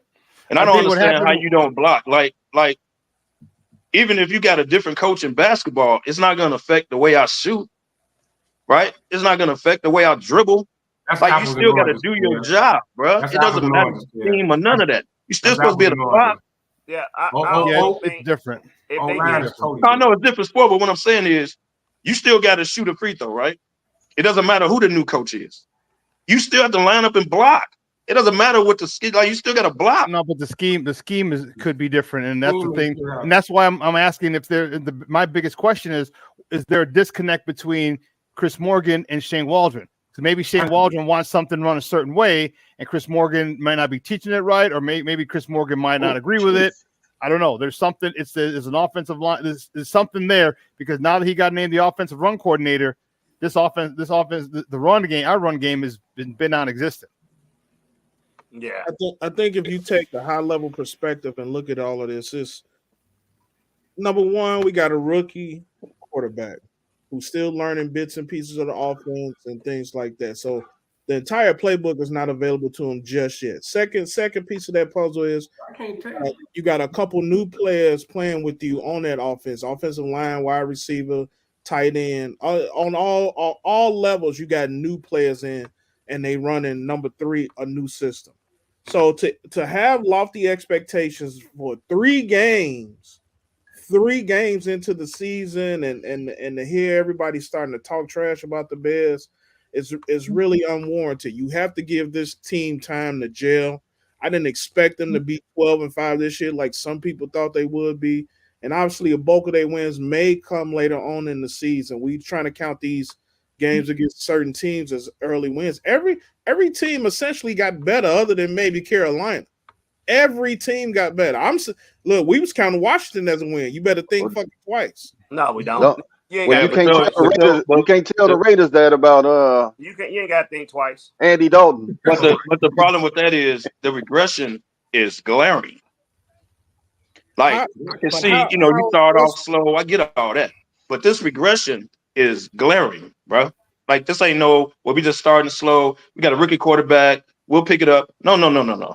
You have no running game, and your offensive line just forgot how to block. I mean, and I understand I'm also seeing Braxton Jones but knocked come on, in man. the backfield every damn play. I don't know where Braxton Jones all of a sudden he can't hold up on this. And like, I don't think he had as bad of a game as everybody point out. Braxton Jones seemed like he is playing upright and he just getting pushed around. I don't know what it is. He was getting better last year. This year he don't look as good. Now Donnell Wright, I know the joke's coming. They say he got a back issue. I know the joke's coming. His back messed up. That's too easy, Lefty. That's too easy. That was a layup. I actually thought it was you out there blocking. Yeah. Well, Sean, I want to give TB the screen. Put us all on the side. Give TB because DY mentioned on these fair weather fans, and TB wanted to come on and address absolutely those fair weather fans. So the floor is yours. No, now the old TB is gone. So I'm gonna be respectful. But all these fair weather fans that want to put them down now, they've been wearing all your little Bear jerseys and screaming "Go Bears!" this and that. After 3 games, you know who you are. I ain't gonna call you out. Now you listening to these other big round moon-shaped people over that like the Ravens, or them Howard boys, or Mr. Purvis Nervous Louder, who like the Giants, who everybody got criticism for the Bears, but don't want to talk about their team. Go join them. Go get you a Pittsburgh Steelers jersey, Millhouse. Go out there and cheer for Justin. They only got 3 offensive touchdowns, but he killing. Garbage. Go over to Washington. Get you a Daniels jersey. He look like a damn avatar. He all right. He ain't all. He had 1 decent game. Come on, man. Y'all killing this kid over 3 games. 3 games. All right. He has no blocking, and his run game has failed him. What is he supposed to do? Talent-wise, he better than Justin 5 times. Daniels 5 times. Trust me. The kid is good. The Bears are going to be okay. Hang in there, those that are still hanging in there. And that's it. Yeah, I think that it was. Thank you, TB. It Well definitely was. said. I'm glad the old TV didn't come back because he would have. Nah. It We would have had to bleep. We would Well, have had to bleep you a first of couple all, times. I want to correct I my prefer portion the of old it. TV on that. I want to correct my portion of it because I do talk about my team. You do not. Now, You do no, not. no, yes, I do. You I just do. gave a whole I tell you the soliloquy. deficiencies on the Giants. I Your tell y'all last that all 3 the time. weeks, your last 3 weeks, you have given some soliloquies on what the Bears don't do and don't have. Yes. But you ain't mentioned nothing about what the Giants don't do. I do. I told you exactly what my team does and what my team is lacking. But what kills me about Bears fans is they lacking a team. y'all don't want to hear the criticism about y'all own team. A And lot of neither y'all do have that you. problem. Neither do See, when you talk all. about your team, you don't want to do it. But when neither it's do time to y'all, talk about the Kev. Giants, you can do that right away. Kevin, A lot of neither y'all do can't y'all. take people talking about y'all team. Y'all Neither ready do to y'all. talk about other people's team. Well, A Kev, lot of I you got a Bears text fans from are you. like that. I got a text Go from you, ahead. Kev. You Did said the anybody else Giants out are there, better Kevin, than the always talk Bears. about the Bears? I tell you every time what's wrong with the Giants, bro. I don't shy away from No, my you team. don't. No, you Yes, don't. I Tell do. us what's wrong with the Bears. Here's the thing. It's the overreaction is what's really That's what kills. is what got me right. Yeah. Like, oh, they're a trash team. Right. They lost 2 road games by 1 score each game on the road. Right, they're on the road. They lost 2 road games. Yeah, the offense, those games they could have won. Even in Houston, as bad they looked in Houston, they still had a chance to win. They still had a chance. For all this, Caleb is a bust. We should have took Jaden Daniels, took the quarterback again. That's stupid. All this is kept ridiculous. Fields. And on top of he's every game he's got more yards. His percentage has gone up. His rating has gone up each game. He's getting better and better. So I don't know. I get it. We over emotional because the expectations were so high. But all we know right now is they 1-2. They could still win 10 games. Like, the season is 3 games in, and we talking about drafting in the top 10 next year and all this. And I'm like, wait a minute. A lot of that has to do with the hype that people brought with Caleb Williams. Right. All right. But nobody said they're going to be 17-0, Sean. Nobody. No, I agree. I agree. And remember, some people, and a lot of it had to do with the Caleb cult. All right, that he's the best quarterback to come out ever. All right, and at least in the last 20 years. All right, I see a lot of good things in him. Don't get me wrong. All right, but there's still a lot of flaws in his game as well. And I'm not saying he's not going to fix them. I'm just saying he's got a lot of good things, and he's picking up the game rather well. All right, he's making some plays, but also by the same token, we're still 1-2. All right, he's still missing receivers. He's still one hopping them or overthrowing them. Okay, that's got to change. But you can't crucify him, nor can you deify him, after 3 games. All right, that's the whole purpose. It's just that a lot of people were talking about, well, this is, he's the best thing ever, best quarterback ever created, and this is the way that the Caleb cult presented him because of their disdain for Justin. All right, and we talked about earlier, coaching matters. Yeah, Justin might not be doing a lot different numbers, but you know what? He's winning. All right, he's winning. And he's doing a great job managing the game. And he's not turning the ball over. Bingo. And the thing that people worry about are numbers. I don't worry about numbers. All right, I worry about win. Did you lead them to a victory? That's the most important thing. We don't worry about if you can throw for 500 yards. Caleb threw for 360 and we still lost. Okay, the only time you need to throw 52 times is if you're trailing or it's a shootout. You don't need to be throwing that ball. And that game was not a shootout. He shouldn't be throwing 52 times. Right. You can't do that to that young man. Because you're with that offensive line, you're going to get him killed, and he's going to be shell shocked like Justin was, like Mitch was, and like everybody, all the other quarterbacks that we had, like Jay Cutler was for a while. Okay, and that's what I think. Lucky, that's what I think where people were coming at Ryan Poles with that. Like you drafted a Dunze, which I like, but you could have drafted an offensive lineman too, which you gotta. It's a sexy thing. Olin is another one who talks about it. Drafting first round offensive lineman. Sean, you mentioned the Dunze. Well, people saying that, but why didn't you say that before this happened? Everybody was get a Dunze. Now that the offensive line not blocking, now Poles should have went and got. Now because hindsight's 2020 for it got to be blamed. People gonna blame. You got to point the finger. If he would have got that, and then Keenan Allen is hurt, and all we got is DJ Moore, what they gonna say? Man, we had a Dunze right there on the board. Yeah, but at that point, you can never. And here's the one thing: as much as you may like the Dunze, you can never, ever get mad when you take an offensive lineman in the first round. You can never. I agree. You know what I'm saying? And if a fan does, then obviously they're just want to start some shit. Because how can you get mad at a person for drafting a guy protecting you draft the first round pick? So this guy has the potential of everything. You're drafting. That's all you guys own houses. We own houses. You know what I'm saying? Your first check every month is the mortgage. The second one is the insurance. All right, that's your insurance. You get offensive line and left tackle really, but you get a solid offensive line, so you can't get mad at. All right, he invested in him because you don't need first round wide receivers if your quarterback can stand there 6-8 seconds and pick people apart. So but people would still do that. I hear you, TB. People still would have got mad. Like we could have had a doomsday, but right. So I think don't y'all think Keenan Allen will help him out too? A lot of relief. Huge. Off of them. Well, he's scheduled to come back, Kevo. He should be playing against the Rams. Yeah, he'll take a lot of that. Don't y'all think Keenan Allen will kind of not only the tight ends, but don't you think Keenan Allen will kind of bail him out a little bit? Because hell, apparently DJ Moore, you ain't getting him the ball either. Yeah, no, he will bail him out. First of all, so I'm saying the more you can help him, man. I had the issue against the Colts, man, that he kept going to a doomsday and DJ Moore was eating. But he kept going a doomsday. Like nobody else was on the field at one point. It was just like Komet Moore had about 5-6 catches. Komet came in the second half. Yeah, because he was blocking the whole first half. Right. Until the second half when he got the strip sack forced fumble. Right. With Latu from UCLA. I'm just saying now Caleb got to hit the throws they call it layup throws. Like you got to hit that. Like hit the throws you're supposed to hit, bro.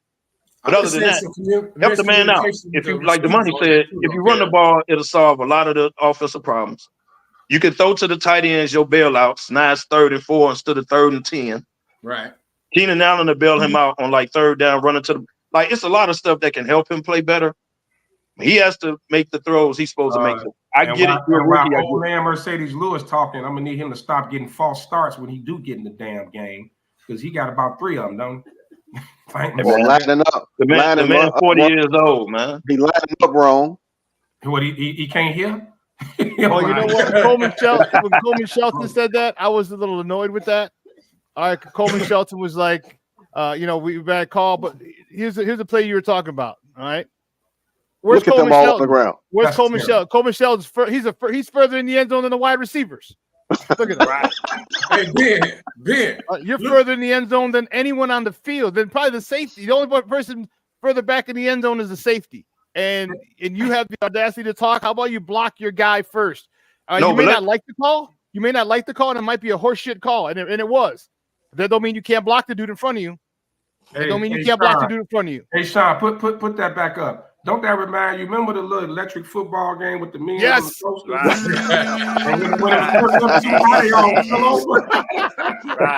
Hey, and they finally broke through. You're like, oh damn, he's about to get tackled. Boy, he laying on the floor, look like he got his hand up on his head like this. Right. I just want to know how all the coach players. It looked like all the coach players knew that play was coming. Look what the coach players are. Just look at it. Yeah. And he just got the ball. Trust. No, look at what the coach players know it. That is, this may be the worst picture ever for offense I've ever seen in my life. 70's on his knees, 7's on his ass. Linemen on the ground. 4 of them. Yeah, that's crazy. Yeah, and Mike do look like he posing too. Yeah, he does. And I know the running back, like, man, what the hell? Right. Soon he got the ball. They should have just kicked the field goal. Braxton Jones looked like he was having sex and caught a Charlie horse. Right. Right. Talking about somebody bring me a Pepsi and a banana. What are you doing? Yeah, that's the worst right there, man. That is the worst picture I think ever in NFL football, bro. And I guess it was too late for Caleb to get up out of it. Like, I guess it was too late. Once he tossed it, I guess it was too late to. Oh, yeah, it was way it's done. Like, Caleb tossed it quicker than he wanted to because they was in his face. They was right. As soon as he hiked it, he didn't even get a chance to really run and kind of read it. He said, "Hey, hey, you take this one." So after this Hot team potato. meeting, we talked about, they had with the captains and everything. We expect some changes to come down. They obviously facing a depleted Rams team. So every opportunity for them to and not very good against the run. Every opportunity for us Neither was Indy. Change the narrative. DY, you still got that future Hall of Famer back there with the ball. And he showed the 49ers he is that dude. Stafford still throw that thing. Who are you talking about? Oh, Stafford? Yes. Yes. Well, he down his top two weapons. Puka Nacua and Cooper Kupp are both out. Yeah, they both out. And 3 offensive line. Down against the 49ers. But he made it happen. He made it happen, didn't he? Did he not make it happen without them last week? Hey, I mean, he's still, The Niners still a bad boy. They missed the field goal in the fourth quarter. They kind of gave that game away. But going back, you remember when the offense was horrible, and then 2 years ago when they took off in that New England game, when the Getsy kind of changed, they started running field. They ran off like 30. They beat New England 30-something to 6 on Monday night. 5 games in a row over 30 points in a row. And then they ran off. I think this offense, they just need that one game, get that one under the belt, and they'll take off. And I think this is a good week for it to happen. You at home, you got a depleted defense. I mean, the offense. I think they're on their third safety. Like they got a lot of issues over there with the Rams. So this is they hurt. They missed an offensive lineman and the whole nine. But let me ask y'all this: do y'all think that meeting should have got out to the media after the third game? No. It should have never hit the public.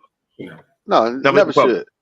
If you got a veteran, Mercedes, whatever, 40 years old, whatever, if he's speaking up on half of, because he got, he a vet, probably trusts he can speak, that should have never hit the media, bro. He spoke to the media. Because if they lose this game and now people know y'all had a team meeting, now what?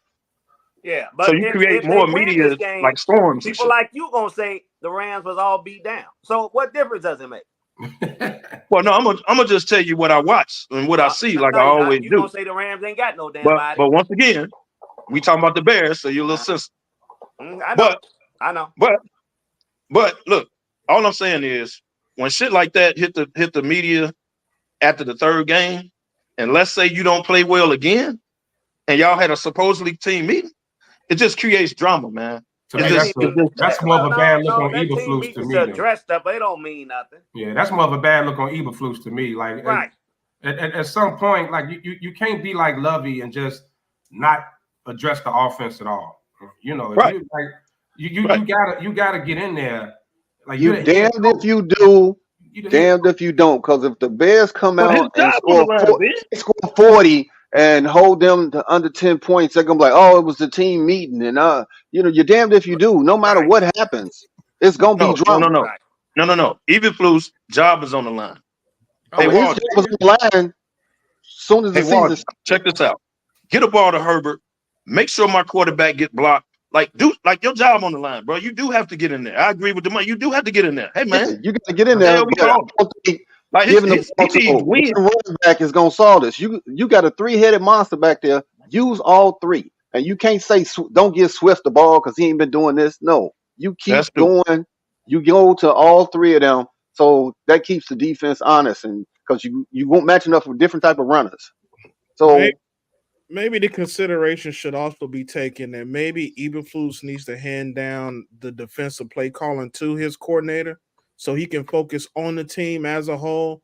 He doesn't necessarily have to be an offensive guy, but I would definitely make my presence known in offensive meetings and see, number one, what they're doing. Number two, if I don't like it, I'm setting expectation. Look, no, I need you guys to put first 20 plays, 50% of them got to be runs, if that's the case. But he's got to get more actively involved and cannot continue just to hide behind his top-rated defense, because they ain't gonna remain top-rated for long if the offense keep going like that. You gonna wear them out? They getting worn out. Yeah, I mean that's a great point. That's a great point because oftentimes, remember the first 20 were those plays. They used to go smooth like butter, and then after that, and the adjustments were made. Getson was cold that first drive. Getson first drives was always great. It's the adjusting. But I mean, think about adjustments. it. I don't even think the defense really getting worn out. They ran 80 plays on offense, 52 pass, 28 runs. Yeah, that's a lot of plays to run, man, and to only put up 13 points. That falls on it. That's definitely coordinator. That's all on the offense. You had every opportunity. 80 plays. That's unheard of in NFL. Yeah, that's crazy. So I'd rather give him 4 games. So we'll see, because he made the adjustment. Cole Kmet was a big part of the game last week. Remember, we were talking about him 2 weeks prior. Like, come on, man, hit the tight ends. So he adjusted. Give him 4 weeks. After 4 weeks, I'm gonna go full get off my lawn, Sean.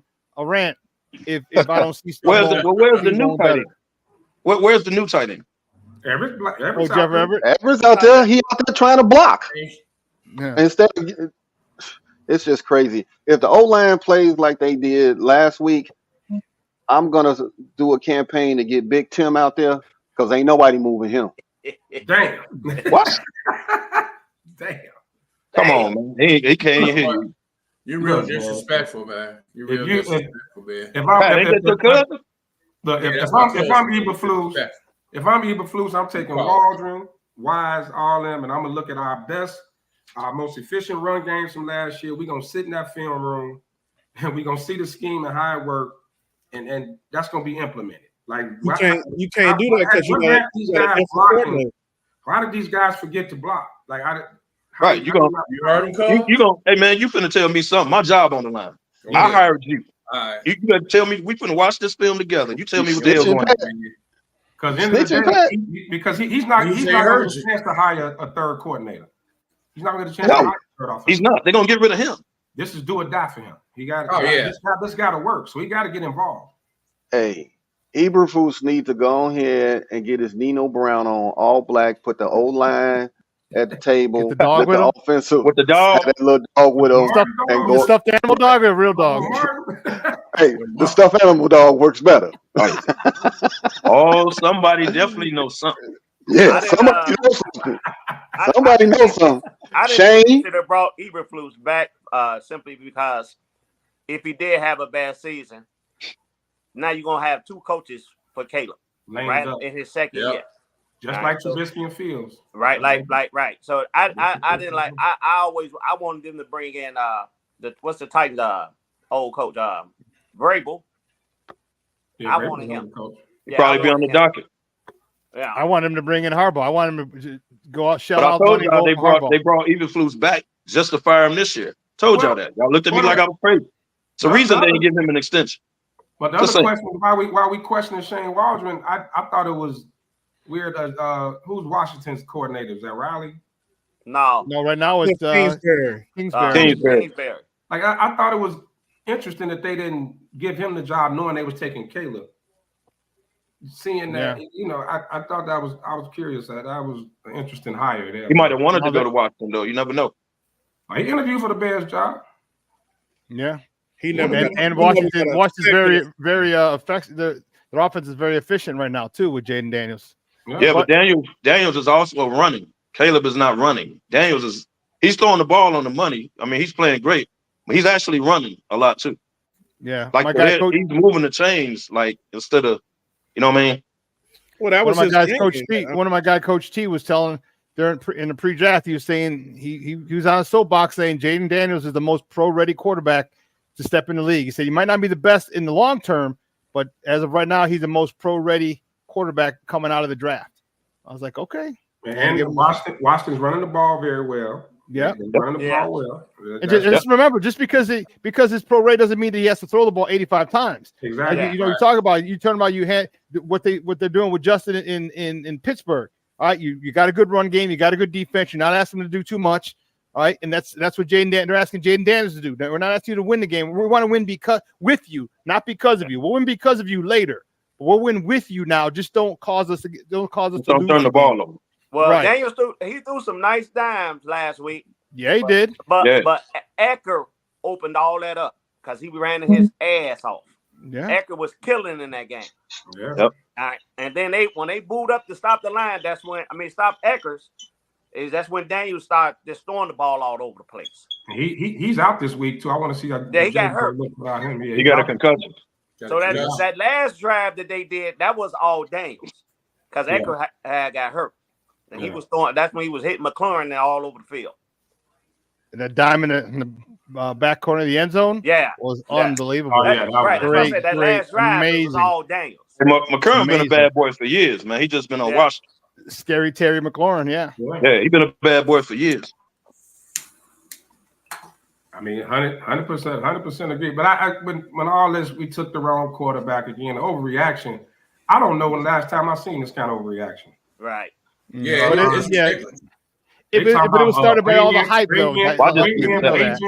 Bring in Bajan. You gonna bench him? Right. Well, that's how said that. Oh my God! Nobody listen to him. Right. But again, it all started because of the hype, and everyone in the Caleb call talking about Caleb is the best quarterback ever created. It's like, come on, man. Like he's got flaws. He can't run structure. That very same media that did all that, are the ones that's crucifying them now. Yeah, they putting them down like they didn't say he was gonna be all that, and that's what they do. They just keep pushing the needle until they right and hey, I know I told y'all this. No, you didn't. Hey, Ben. No, you didn't. If Caleb win this next 8 games, they're gonna talk about Daniels like a dog. Well, we also got a favorable schedule. Remember, guys, I said 7-2 they could get to, but it might be 6 if they came out 6-3 in these first 9 games. Look at this. Not the first night till look at all the way up week 10 to New England. All right. We could beat LA, Carolina, Jacksonville. Go to London, Jacksonville. We come back, then that Washington game is going to be a son of a gun. All right. That could be our 3rd loss, but then Arizona. I would say the Cardinals before I say Washington. Would you? Okay. Yeah. Marvin Harrison. Arizona is playing good this year. I don't know how long it's going to last, but they are playing good. Yeah. But out of the 4, 5, 6, 7, 7, 8, out of the next 9 games, it's possible they can have trouble tomorrow, but I think they'll pull that one out. That would be their toughest one before they got to Green Bay. Yeah. The Rams, even this got Stafford. Yeah, and Sean McVay too. I'm really concerned about the Sean McVay versus offensive play calling versus the Matt Eberflus defensive play calling. And Matt Eberflus got a really good defense, but Sean McVay is, man. His offensive schemes, like I said. But if they can beat the Rams and then really build their confidence up against Carolina, they can start. And then go to London, take care of Jacksonville, come back. Can start a streak. I'm telling you, I picked them 7-2 coming out of those first 9 games. I said maybe 6-3. 6-3, I'd be okay with, and you can still get there. You can still get to 6-3, and that'd be cool. And if you split those last 8 games, that's 10 wins right there. That's 10-7. What did you pick the Giants at, Sean, in the first 9 games? I didn't. Oh, okay. Speaking of Jacksonville, right quick, when are we gonna start lighting? How you do, TB? See. You know what? When are we gonna start lighting the Trevor Lawrence ass? You have to. Well, by the time you play, the coach might be fired. Because Sunshine ain't been doing shit. Hey, I'll give you one better than that. When y'all gonna start lighting into Joe Burrow's ass and stop? He the only one beat Patrick Mahomes stuff. Well, you can't say that around Ben, TB. You can't say that around Ben. Joe Burrow's got a big thing. No, bro. Hey, we talked about coaching matters, right? We talked about coaching matters, didn't we? Guess what? Joe Burrow's guy, offensive coordinator he knew is not there anymore. Gone. You know what else is not there? Joe Higgins been hurt. Joe Mixon's not there. Mixon gone. I said that was going to be a big problem for them, and they got that. They having the same offensive line problems, or maybe even worse than us, bro. That line is when Joe first came in, he was getting beat the hell up. That's the same thing that's going on now. But let's not act like this game Monday night. It was no punts. I mean, Cincinnati was scoring. Shit, they couldn't stop. Right. They defense. Not until the second half, man. Second half, they was a whole new squad. Yeah, they were scoring. Cincinnati problem is their defense. Yeah, but it don't help. They can't stop nothing. They can't stop nothing. But it don't help when your main receiver decide to show up game 1 with no reps all year. They like the Giants defense. They like the Giants defense. Can't stop nothing. Like they, But I agree with you on that Trevor Lawrence. Now we talk about people want to talk about Dak and his money. Let's talk about Trevor Lawrence and his money. Yeah, $55 million. People get paid $50 million. Yeah, you ain't on them like Dak and Lamar though. You ain't doing that. He definitely not the Golden Boy. But he's playing terrible. He gave Dak all that money. Well, speaking about quarterbacks, your boy wants to play. He still wants to play tour. Is that I mean, man, what is going on Can't with stop his the man camp? from playing, bro. His camp. Athletes are athletes, man. Can't stop the man from playing, bro. When Can't you do got a it. love for something, man, you just That's on him and his family. Can't do it. NFL got to step in, man. Well, they make them sign something. Say when you walking around with Parkinson's, don't sue us. Right. You Think the team. When you walking around, when you roll around in a wheelchair. Right. But don't y'all think the team? Don't y'all think the team? Don't y'all think the team has to handle it before the NFL? Like the NFL can't override the team. They can't do that. That team. First of all, got to be the player. Don't tell Number me what one. them old billionaires can't do, man. Shit, they Bro, do what they want to do. But you got to leave it on the team. Like I'm gonna give you a perfect example. Chris Bosh had a blood clot. I told everybody that was a blood clot. That's not a sprain. I had the exact same thing. Miami said, "Hey, dog, you're done. We can't take that risk." Then they put him in free agent, brought him out by injury settlement, gave him a free agent. The league didn't pick him up. He had to retire. The team, Miami, has to handle that first. Like you got to look out for you. Like you got to protect the player from the player. Everybody know a 26-year-old feeling great. He still wants to play. They can't. Everybody knew that. That number one, the but he has to. He got to step back. And if he wants to play, the team can't necessarily say no. You're not. I mean, I don't know how the collective bargaining and all that go. But all you got to do is don't clear him. Just don't clear him. But they're gonna put him on IR again. Another for they keep pushing the IR or something. Just don't clear him. If you're the medical staff, like, but he could go. He could go to his own staff and get cleared. The more right, you can't just not clear him. Yeah, you can go get a second opinion. All that. Yeah. The only way they could recuse themselves of this if they don't want him to play anymore is by simply telling them we're going to bench you or you can demand a trade, because if he wants to play, he's going to play, and some team out there is going to pick him up. I agree. I agree. That's what I'm saying. You can't stop him from playing, man. And the second piece of that puzzle is how much money did you just give to him? Just gave him a bag. Gave him a bag. Yeah, he's gonna play. He's gonna play until his bobblehead pops off. Wow, come on, man. You know, after a while, it becomes bigger than football, though. And as an owner, and this is your starting quarterback who you drafted, you got to say, hey, look, man, I can't send you out there like that. Now, if you want me to trade you, I'll get whatever I can for you. But one, I'm out of that contract, and I'm out of that fear of him dying on that damn field. But who finna take that contract knowing his next hit might be his last? There's a lot. You got to work out an injury settlement. Over there playing Jersey, they're probably. That's what I think. It's gonna be an injury settlement. That's what I think. Yeah. You go injury settlement will give you 60-80% of your contract and move on from there. And you know what? You know what that does? That shows you got a heart. It shows you give a damn actually about your players, and it'll show we care about you. And other free agents will notice that. See that? You're damn right, TB. There you go. First of all, we ain't got to sell the weather here in Miami or the women, brother. All right, but we also care about you. So and no state tax. Right. So come on here. No state income tax. Real quick, man. Mentioning concussions, Kevin. You get people like Jerry Jones, he'd be like, get your ass out there. Malik Neighbors. Hey, mentioning concussions, Kev. Devontae Smith concussion. Did you see what the guy did to him? No, but concussions, dog, that dude whole body lock up, man. I'm talking about that TV. I'm talking about after that concussion with Devontae Smith. The guy really spit on him, man. Yeah. That was terrible. And he out this week. Neighbors just got one Thursday. They ain't said he out yet, but he probably will be next week, ain't it? Huh? It's been like 3 or 4 players got concussions this week. Yeah, I don't know why don't wear that big old, what they call that helmet? That padded, big ass padded shit. Gazoo, looking like Gazoo. Man, hello. Don't that slow you down though? The big ass, like I don't know. No, man. It's not weighted. It don't add. Right. It ain't like you're allowed to wear it if you want. I saw someone. It's a few. It's several players wearing it. I forgot who wear it. I saw him wearing it with it on. Yeah, you're allowed to wear it. Well, Tua need to be forced to wear it if he gonna play. Well, he need to wear this helmet. My last question for you guys before we get out of here, man. Who is the best 3-0 team right now? You got the Vikings, Steelers, Bills. You got the Chiefs, and you got the Seahawks. Who is the best 3-0 team right now? TB.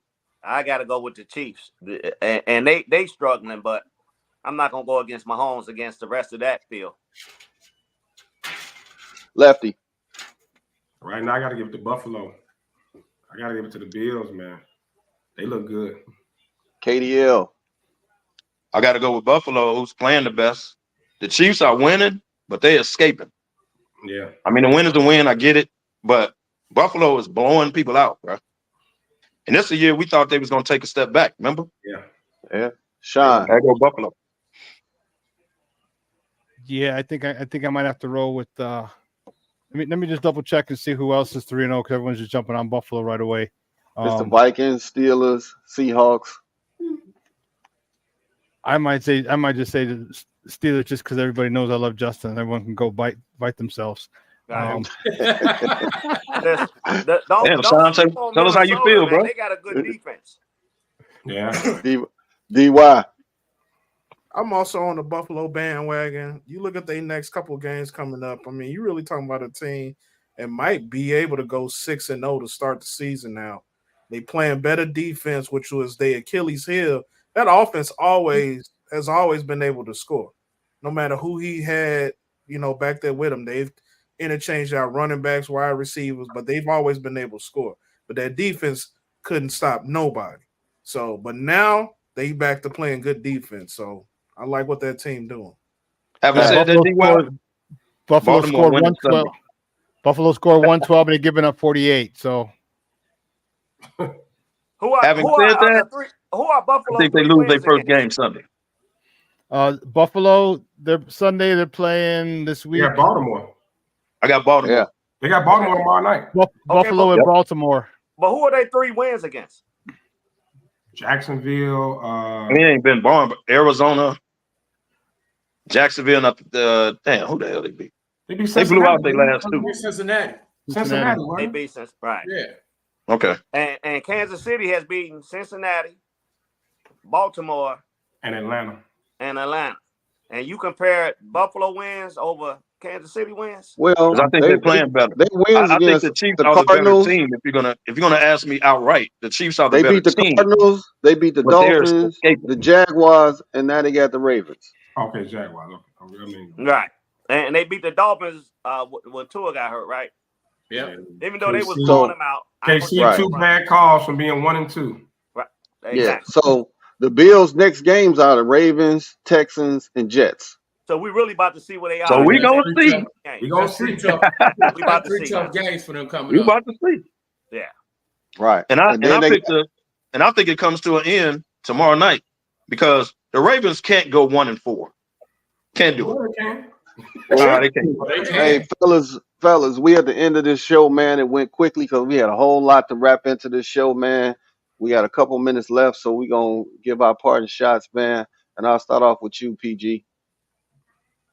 Oh, man, I just want to thank everybody for tuning in. Great to see the fellas on a Saturday morning like this. I want to say thank you to my man, Mr. Hilton, for showing up, even though he was a little late. I do appreciate him. TB, huh? TB. Hey, I wasn't supposed to be here, but I appreciate the time. You know how I do, y'all. Appreciate it. DY. You know it's all love. Appreciate you, fellas. A lot of good games left to watch today. It is. Purvis Ellison. Captain. Not quite sure where the Purvis Ellison comparison is coming from, but hey, man, appreciate y'all tuning in the entire show. I only caught the second half, but as always, appreciate much love. Lefty, close us out, man. Man, yeah. Everybody else says, hey, man. Hey, today, if you're not doing anything, celebrating anniversary, SmokeFellas hosting. Come on out, 6 p.m. comedy show. DJ, it's gonna be a nice time, man. So if you ain't doing nothing in the rainy weather, come on out. They're gonna have the games on too. A lot of good college football. So catch us in traffic. You know how we do it. All right, man. As I say at the end of every show, where there's smoke, there's fellas, baby. Hey, man, we out till next week. Never nervous.